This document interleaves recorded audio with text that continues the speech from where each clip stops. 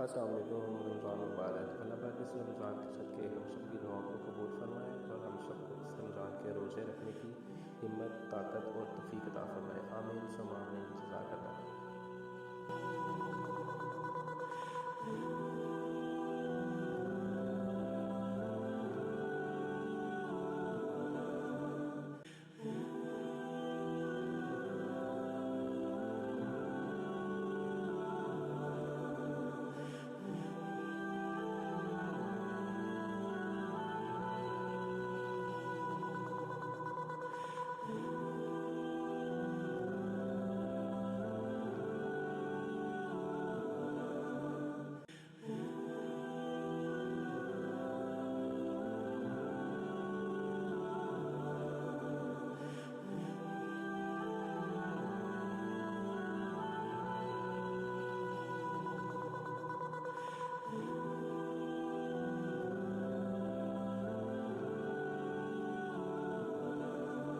Thanks for watching.